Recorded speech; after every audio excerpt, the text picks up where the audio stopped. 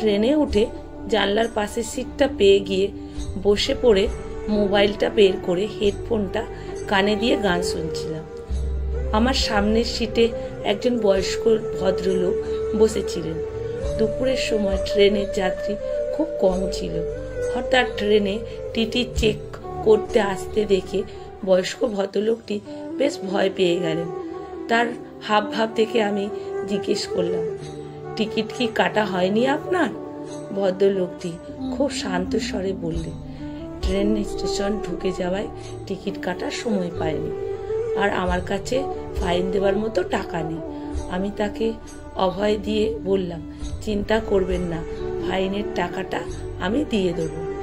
আমার কথাটা শুনে দেখলাম তিনি খুব আনন্দিত হলেন, কিন্তু টিটিকে দেখলাম কোনো কারণবশত আমাদের কাছে টিকিট চেক করতে না এসে খড়গপুর স্টেশনে নেমে পড়লেন। যাই হোক, আমি তাকে জিজ্ঞাসা করলাম, কোথায় যাবেন? বয়স্ক লোকটি একটু ভাবনায় যেন পড়ে গেলেন।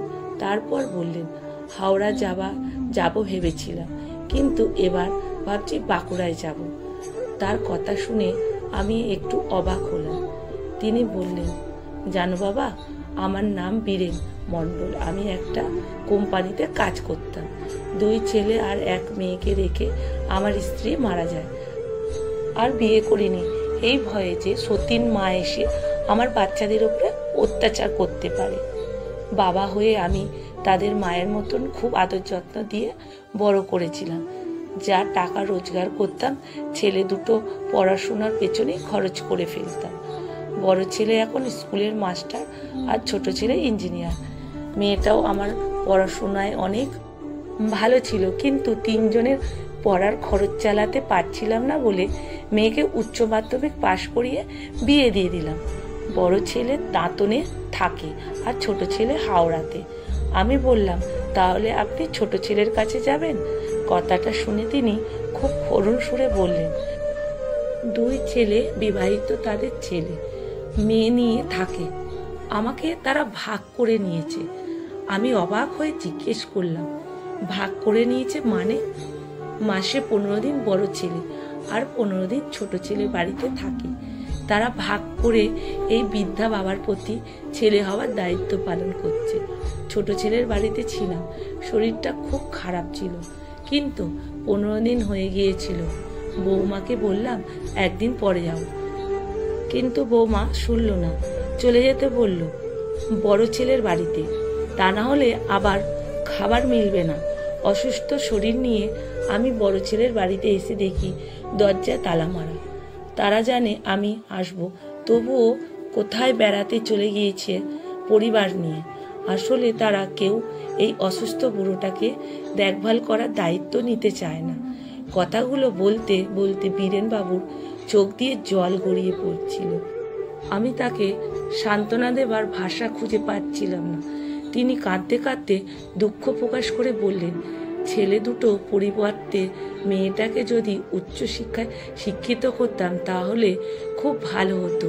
মেয়ে বাঁকুড়াতে থাকে, জামাইয়ের একটা ভুসিমাল দোকান আছে, আর্থিক অবস্থা ভালো নয়। মেয়ে আমার অঙ্গনওয়াড়িতে একটা কাজ করে। অনেকবার ডেকেছে, বাবা তুমি আমাদের বাড়িতে এসে থাকো। ছেলে থাকতে মেয়ের বাড়িতে গিয়ে থাকা সমাজ ভালো চোখে দেখে না, তবুও মেয়ের বাড়িতেই যাব ভাবছি। আমার কাছে ভালো খাওয়া দাওয়ার চেয়ে একটু ভালোবাসাই অনেক বেশি মূল্যবান। মেয়ের কাছে গিয়ে তার কাছে ক্ষমা চাইবো প্রথমে। তার ভাইদের পড়াশুনোর খরচ চালানোর জন্য তার পড়াশুনো বন্ধ করে দিয়ে তার জীবনের স্বপ্নগুলো ধ্বংস করে দিয়েছে। তখন ভাবতাম মেয়েরা তো বিয়ে হয়ে শ্বশুরবাড়ি চলে যাবে, বুড়ো বয়সে দেখাশোনা তো ছেলেরাই করবে, তাই মেয়েকে আর পড়ালাম না। তার স্বপ্নগুলো ধ্বংস করে দিয়েছিলাম। বীরেনবাবুর কথাগুলো শুনে খুব কষ্ট হচ্ছিল। মনে মনে বললাম, বাবা মা এর দায়িত্ব ছেলে মেয়েদের যতদিন না সমানভাবে বহন করতে শিখবে ততদিন হয়তো সমাজে নিজের ছেলে মেয়ের প্রতি বাবা মার এ ধারণা বীরেনবাবুর মতোই থাকবে। গল্পটা পড়ার পর নিজের চোখে জল ধরে রাখতে পারিনি। গল্প পড়ে আপনাদের কেমন লাগলো অবশ্যই জানাবেন। কলমের সুষমাবাগ প্রধান, পাঠে অনিতা ভট্টাচার্য। ভিডিওটা ভালো লাগলে বন্ধুরা প্রচুর শেয়ার করবেন।